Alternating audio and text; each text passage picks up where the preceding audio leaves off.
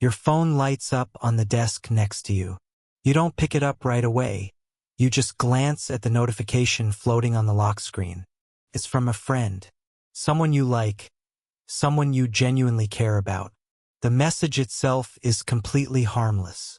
Just a simple, "Hey, how was your weekend?" Or, "Are you free for coffee sometime soon?" You read it through the glass without unlocking the phone, making sure not to trigger a read receipt. And as you read those few simple words, you feel a sudden, quiet tightening in your chest. A tiny flash of exhaustion that seems to come out of nowhere. You tell yourself you'll reply in 5 minutes when you finish what you're doing, or when you feel a little more rested. So you turn the phone face down. 5 minutes turns into 2 hours. 2 hours turns into the next morning. And now, that innocent notification has transformed into a dark, heavy cloud sitting in the corner of your mind. Every time you glance at your screen, you remember it. Every time you open another app, you feel a sharp pulse of guilt. You want to reply. You genuinely want to talk to them. But the simple act of opening that chat, typing a few sentences, and pressing send feels like trying to run underwater. If this has ever happened to you, you've probably asked yourself what is wrong with you. Why does something that should take 15 seconds feel like an insurmountable chore? Why can you scroll through videos for an hour or handle a complex project at work, but freeze when it comes to answering a person you love? The answer is that answering a text message is rarely just answering a text message. To understand why this happens, you have to realize that human brains were never built for the reality of modern digital communication. For thousands of years, conversation was tied to physical space and real time. You talked to someone, the interaction had a natural beginning and end, you said goodbye, and then you went back to being alone in your head. When the conversation was over, it was truly over.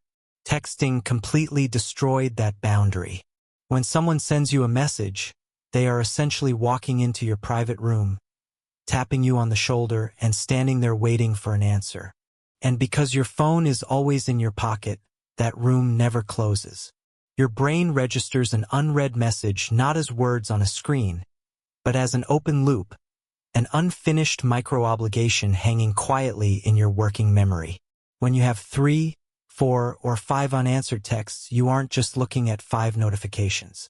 Your subconscious mind is registering 5 separate people standing around you, all holding out an open hand, asking for a small piece of your presence at the exact same time. Even if those people love you, even if their intentions are soft, the sheer weight of that constant, low-grade availability is exhausting. Then there is the hidden labor of translation. When you speak to someone face-to-face, over 80% of what you communicate happens without words. It's in the pitch of your voice, the warmth in your eyes, a half smile, a slight tilt of the head. Your brain processes all of this effortlessly, running it in the background without costing you much energy. Texting strips all of that away.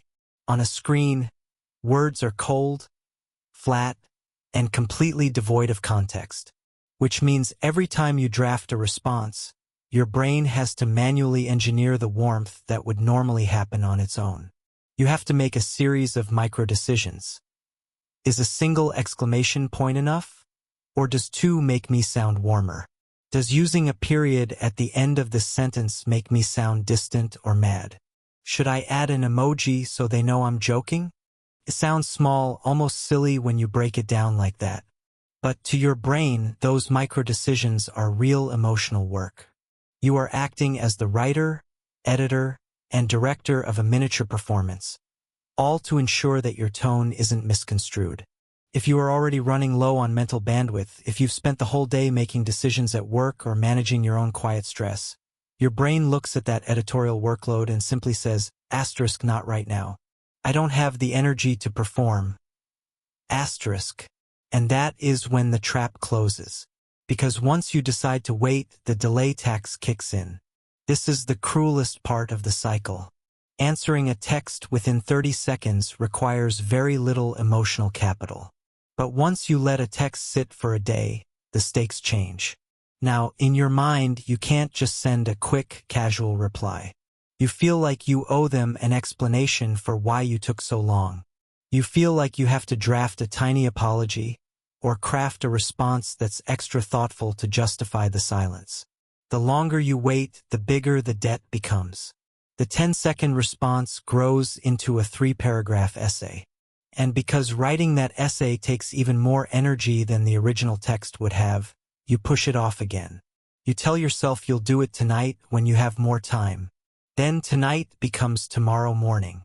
The guilt compounds like interest on a loan, turning a simple check-in from a friend into a source of genuine dread.